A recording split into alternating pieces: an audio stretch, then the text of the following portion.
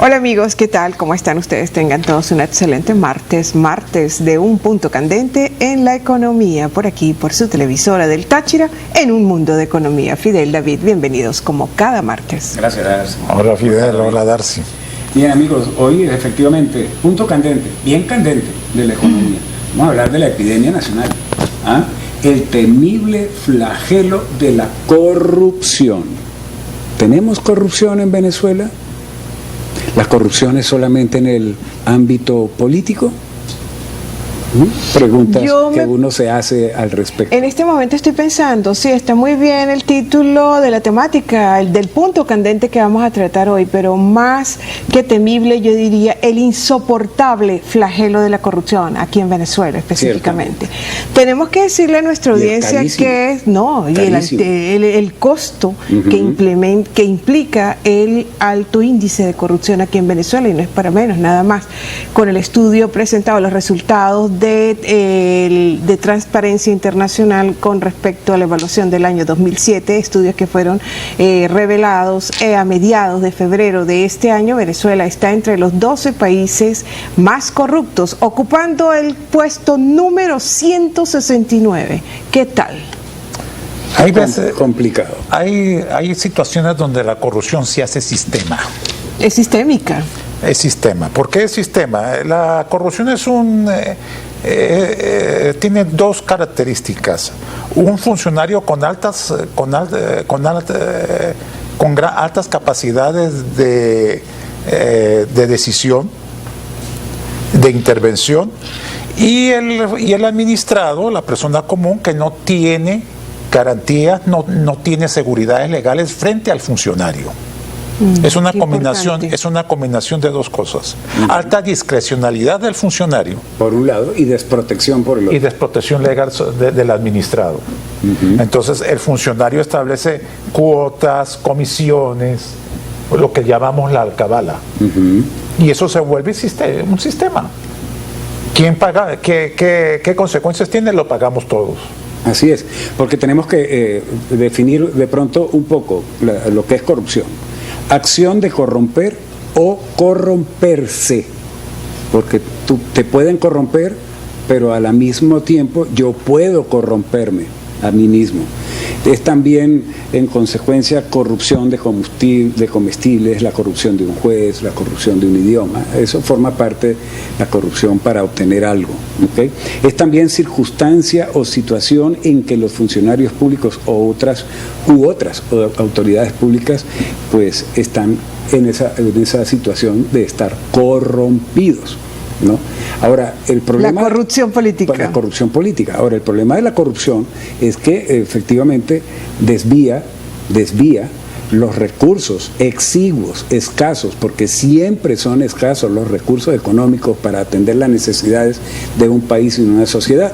Si quienes dirigen el país o la sociedad en una forma, digamos, mayoritaria, importante, en un volumen grande, hacen uso incorrecto de los dineros y los desvían para sus fines particulares, sus cuentas y sus bolsillos, entonces los dineros que deben ser destinados para el beneficio colectivo no llegan al sitio, y por lo tanto no hay tal beneficio. Entonces no hay inversiones, no hay desarrollo, no hay mantenimiento, no hay porque los dineros se pierden. ¿Cómo vive una sociedad así? ¿Cuál es el futuro de una sociedad así? Colapsa. Un colapso general, que es lo que nos está pasando. Sí, no es casual. No es casual. Hay causas por lo que nos está pasando actualmente. Claro, pero el proceso de corrupción venezolano tampoco es nuevo. No, por supuesto, y aquí vale citar dos datos muy importantes que pues la lucha aquí en América Latina anticorrupción puso tras las rejas por delitos corruptivos a expresidentes del continente. Nada más vale mencionar aquí en Venezuela el caso de Carlos Andrés Pérez, 1974 al periodo de 1979, y en su segunda gestión de 1989 a 1993, que enfrentó una sólida solicitud por un antejuicio de mérito por el delito de peculado y doloso por la malversación de 17 millones de dólares. Aquella vez Carlos Andrés usó los poderes de discrecionalidad de la presidencia y él estaba acostumbrado a hacer eso. Ya en la primera presidencia pues se le acusó de regalarle un barco a Bolivia. Correcto. Porque Bolivia no tiene mar, claro. Pero como acto simbólico. Como acto simbólico, pero, eso era una malversación. Claro. Pero después vinieron ahora aeropuertos, regalándose aeropuertos, hospitales. Y que no ha sido únicamente de Carlos Andrés. Otros presidentes han hecho uso de esa discrecionalidad que no está reglamentada, que no está legal, que no está debidamente legalizada y protocolarizada, como para su política personal. Es un problema que nunca se ha abordado en Venezuela, reglamentar la presidencia, reglamentar la discrecionalidad de la presidencia. Es así, y esa es una de las fuentes de corrupción. Y nada más vale también citar países cercanos por alta corrupción, como es el caso de Brasil y Argentina, que hablaremos más en el próximo segmento. Vamos a hacer una pausa y ya regresaremos con más de Un Mundo de Economía por aquí, por su televisora del Táchira.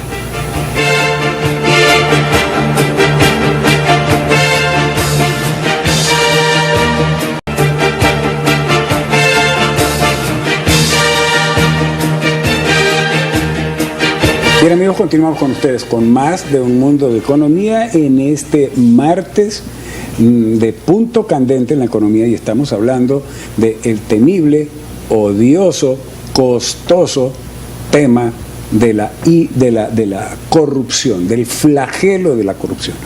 Estábamos comentando en el segmento pasado pues que hay una serie de factores que tienen que estar presentes para que se dé la corrupción, y efectivamente un elemento muy importante es, digamos, el excesivo poder que tiene el funcionario público frente al administrado, de manera tal que con libertad, delimitado únicamente por sus valores y principios personales, el funcionario puede hacer uso y abuso precisamente de su poder y de sus funciones, y entonces allí gradualmente se va entrando en el tema de la corrupción, y en la medida en que haya impunidad, ¿no?, pues la corrupción crece. Ahora, ¿qué puede hacerse para disminuir la recurrencia de la corrupción, para que haya menos oportunidades para la corrupción? En primer lugar, hay que disminuir el tamaño del Estado. Si tenemos un Estado muy grande con una administración pública gigantesca, entonces allí hay demasiada gente con posibilidad, por cierto, dependiendo de si es sistémico o no el problema, con posibilidad entonces de actuar en ese sentido. Hay que reducir el tamaño del Estado, hay que modificar el Estado como tal, hay que minimizar la burocracia, la posibilidad de que se establezcan alcabalas, de que se establezcan normas restrictivas, controles, porque los controles precisamente conducen hacia allá, hacia la corrupción. Hay que privatizar en lo posible toda actividad hacia el lado privado, todo lo que no sea necesariamente manejado por el Estado, que esté en manos del sector privado. Esas tres orientaciones inicialmente podemos mencionarlas, ayudarían a combatir la corrupción. Porque hay que crear las condiciones propias para combatir la corrupción. No solamente es suficiente tener gente honesta, porque hay que desarrollar los sistemas de control muy consistentes, muy estructurados, que estén alineados a los procesos de negocio como únicos antídotos contra la corrupción, David. Y lo jurídico, ¿no? El problema de la corrupción pasa por una ausencia de regulación legal. La parte legal. La parte legal. Primero, usted tiene aquí dos, el administrado y la administración. El administrado, nosotros, las personas comunes. La administración... El funcionario público. El funcionario público no está debida, no hay una ley que lo regule debidamente, y el administrado carece de herramientas legales que oponer a la administración. Pues la corrupción pasa es un fenómeno de arbitrariedad por ausencia legal. En los Estados Unidos el principio es, la quinta enmienda y la 14 también lo menciona, nadie puede perder la vida, la libertad y la propiedad sin el debido proceso de ley. Y el debido proceso de ley es un juicio con garantías. O sea, la administración no puede por acto administrativo quitarte la propiedad. De nada. De nada. Tiene que ir a un juicio. A juicio donde usted puede oponer defensor, usted puede oponer pruebas y eventualmente ganarlo. Entonces, aquí tú puedes perder la propiedad por una simple por una simple gestión por una simple decisión del funcionario. De un funcionario de turno. Y usted no tiene legalmente nada que oponer. Ni a dónde recurrir. Ni a dónde recurrir. No puede demandar, no puede poner un derecho civil, no puede oponer un derecho civil usted ante el funcionario. Por eso es que ocurre la corrupción. En Venezuela se ha hecho algún ejercicio de auditoría social. ¿Funciona eso para efectos de controlar la corrupción administrativa? La corrupción administrativa solo se puede controlar con legalidad. El funcionario tiene que estar delimitado por la ley y el administrado tiene que tener garantías legales, principios legales que oponer a la administración. Herramientas para limitar la acción del administrador. Ahí está el detalle. Que lamentablemente eso no lo hay aquí en Venezuela, ¿no? Y por eso nosotros hablamos de que el tema de la corrupción es sistémico en Venezuela. Totalmente, porque ya como nosotros lo dijimos, más que temible, es insoportable y es asqueante ya el flagelo de la corrupción aquí en Venezuela, dada la malversación tan grande que han habido de los recursos y el destino que han tenido esos recursos a bolsillos particulares. Nada más vale mencionar las últimas denuncias que se están escuchando aquí nacionalmente de funcionarios, exactamente, que, bueno, empezando por la corrupción en PDVSA, ya tan abiertamente denunciada. No, y el resultado de todo esto, que es lo que más preocupa, porque son los efectos, ¿no? Que los efectos perniciosos es de que no hay la debida actuación de los entes públicos en materia de solucionar problemas, porque los recursos se desvían. Entonces falla la electricidad porque no hay mantenimiento, falla el sistema de agua porque no hay mantenimiento, y por ahí se van las cosas. Lo de PDVSA es interesante. PDVSA era una empresa bien gerenciada, que cumplía con normas administrativas internas altas a nivel mundial. Correcto. PDVSA es intervenida, pierde su autonomía y se comporta como una empresa pública, con todos los vicios de la empresa pública. Sí. De un país que no tiene reglas claras para eso, para controlar eso. Para controlar eso. Y entonces, ¿cómo están las Contralorías? La Contraloría General de la República. ¿Qué función ¿Cuáles cumple? son las funciones, las competencias realmente de controlar? De hacer las auditorías. Yo en este sentido prefiero el sistema europeo de un tribunal de cuentas. Claro. En este caso no es un simple oficina burocrática de la Contraloría, sino es un tribunal que puede imponer sanciones, que puede dar sentencias. Ese es el sistema en Europa. A mí me parece mucho mejor que el sistema de Contraloría unipersonal. Claro, y con el impacto que esto pueda tener dentro de la cultura de una sociedad que se oponga efectivamente al tema de la corrupción y no Así que la es. admire, como lamentablemente lo vemos en el contexto social nuestro. Amigos, tenemos que hacer un corte y regresamos enseguida para continuar con el tema que estamos analizando, ¿no? Sobre la abrumadora corrupción de Venezuela. Ya venimos.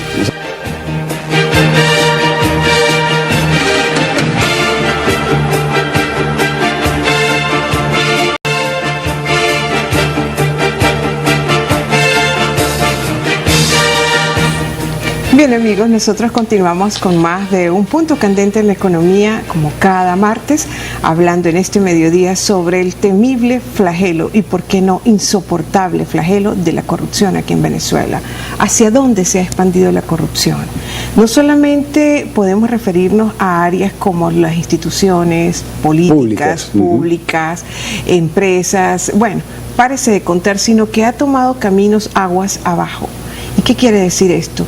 A través de Venezuela, todos nosotros estamos aquí muy afectados por la corrupción debido a la escasez que se presenta en los productos básicos de consumo básico para satisfacer necesidades primarias, no se consiguen, y la misma, a través de esa escasez se da una especulación tremenda, es decir, aguas abajo, porque la corrupción va afectando sobremanera los canales de distribución, al punto que está tomando otros alcances transversalmente y que nos afecta sobremanera. Sí, es increíble, pero la corrupción está llegando ya a todos, absolutamente todos los niveles de la sociedad venezolana. Traspasa, por supuesto, el ámbito público, político para penetrar el ámbito privado de la economía en el sector, en todos los sectores de producción.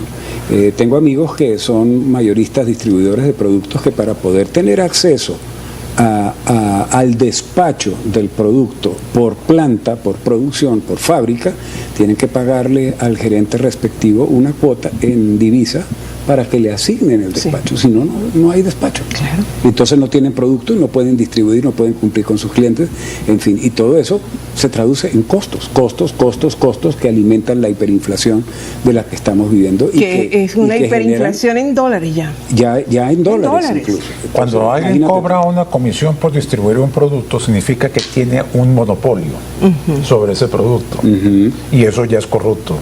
Y en escasez hay monopolios. En escasez porque el que tiene el producto tiene el monopolio. Tiene el monopolio. Es que a través de la escasez se hace una gran economía, igual que la economía de la inflación. A mayor escasez, más especulación.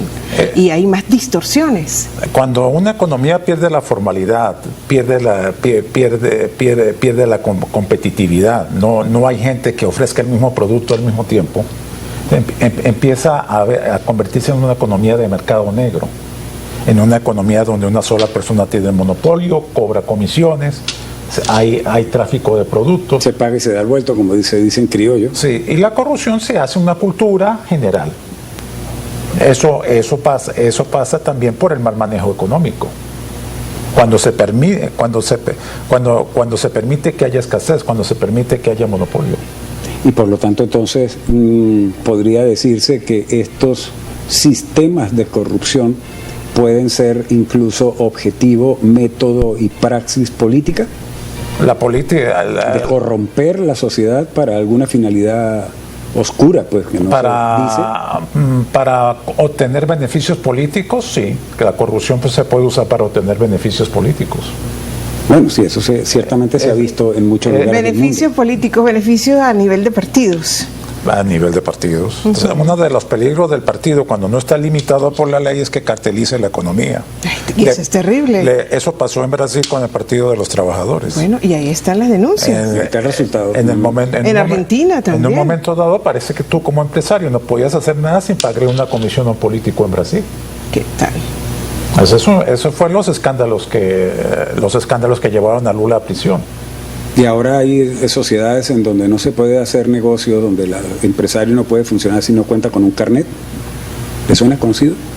Eso es corrupción, totalmente. Eso es corrupción. Muy lamentable, y sobre todo, insisto, las denuncias que se han hecho de corrupción tan severas, el lavado de dinero a través de los recursos y de las PDVSA, las denuncias que ya se han publicado. Eso es tremendo. Hay que repatriar todos esos capitales que se llevaron para empezar a redimensionar y a reestructurar el aparato productivo nacional. Claro, y nosotros hablamos de este tema precisamente por eso. Claro. Porque si nosotros queremos construir un país diferente y queremos tener un futuro adelante distinto al que estamos viviendo, un futuro diferente a la realidad actual, nosotros tenemos que cambiar los venezolanos, y tenemos que dejar de lado esta digamos, cuestión cuasi cultural de la corrupción, sí, porque nos ha penetrado la corrupción, David, no estoy exagerando, Fidel, tampoco se convirtió ya en un símbolo patrio aquí en Venezuela, aparte de la bandera, el escudo y el himno nacional. Apoyado por la viveza criolla, ¿no? También sí, mucho tiene que ver eso ahí. Por supuesto, la picardía. Es un problema de ley. En el fondo sí, sin lugar a dudas. Bien, bueno. Sí, nosotros no queremos concluir hoy el programa sin dejar de invitarlos al primer salón exportable, que por cierto se instala esta tarde a las 6 en el Colegio de Ingenieros y estará disponible pues para ser visitado por todos nosotros y tener esa vivencia durante esta semana en la ciudad de San Cristóbal. Es así. Bueno, amigos, muchísimas gracias por su atención, y ya saben que debemos conducirnos cada vez más con mucha inteligencia, con mucha responsabilidad para compartir el protagonismo que tiene la economía. Gracias, David, como cada martes. Gracias a ustedes. Gracias, David. Saludos.